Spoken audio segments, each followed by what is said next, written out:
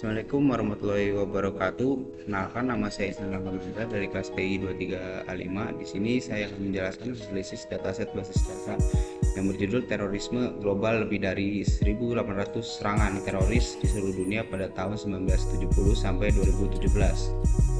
Dataset yang saya ambil itu sumbernya dari Kaggle, yaitu sekitar 60-70 MB, barisnya ada 200.000, kolomnya ada 50, jenis angka, data, kategori, dan teks panjang.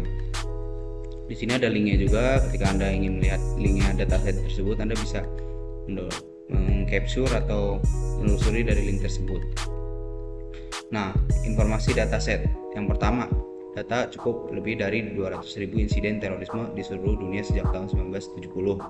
Yang kedua, terdiri dari 100 variabel terstruktur dan beberapa variabel yang tidak terstruktur. Yang ketiga, kategori variabel mencakup ada tanggal. Nah, di tanggalnya ada tahun, bulan, dan hari. Nah, sedangkan lokasi ada negara, kota, dan koordinat. Nah, terus juga ada kelompok pelaku. Kelompok pelaku itu ada jenis serangan, tipe target, jenis senjata, jumlah korban yang tewas atau yang terluka, dan lain-lain. Yang keempat, format dataset di Kaggle ini berupa CSV dan kemungkinan tambahan file dengan ukuran yang cukup besar dari sumber Kaggle. Informasi yang penting tuh untuk menjelaskan karakter dataset secara rinci, sejak cakupan waktu, jumlah insiden, jenis data yang tersedia, dan bagaimana data dikumpulkan. Misalnya, karena dataset mencakup insiden dari tahun 1970 dan di seluruh dunia, ini artinya ada aspek longitudinal atau waktu panjang, dan geografis atau yang disebut variasi global. Juga adanya banyak kolom atau variabel menunjukkan kompleksitas dataset. Hal ini bisa memperlihatkan kenapa dataset ini besar. Nah, berikutnya analisis dataset. Analisis ini membantu kita menilai seberapa besar atau beragam dan dinamis dataset ini. Volume dan variatif yang cukup kuat karena banyak insiden dan variabel. Tapi velocity, kecepatan pemrosesan atau penambahan data kurang tinggi karena tidak secara real time. Ini akan membantu menjawab pertanyaan apakah dataset termasuk big data atau tidak, akan dibahas di bagian selanjutnya. Juga bagus menunjukkan metodologi dan keterbatasan agar analisis Anda terlihat mendalam dan kritis. Nah, contoh di sini saya ada contoh dataset. Sini ada tabel contoh dari dataset yang melihatkan dataset GTD. Di sini ada waktu kejadian, lokasi kejadian, tipe serangan, dampak korban, ada kelompok pelaku. Nah, dari tahun 1970 tuh misalkan contohnya di Amerika, di kota New York, ada jenis serangan bom, korban tewas 1 orang, pelaku ya tidak bisa dikenali mungkin.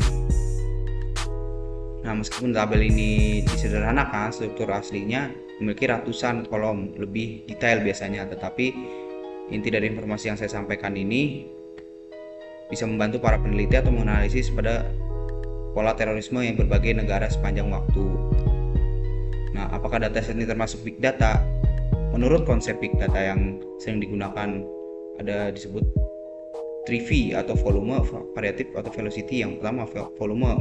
Ya, dataset cukup besar karena sebesar 200.000 baris dan banyak variabel. Namun dibandingkan dataset industri big data, terabyte, ratusan juta atau miliar, mungkin masih kecil. Nah, variatif ya terpenuhi, banyak tipe data seperti teks, numerik, kategori, tanggal, dan lokasi.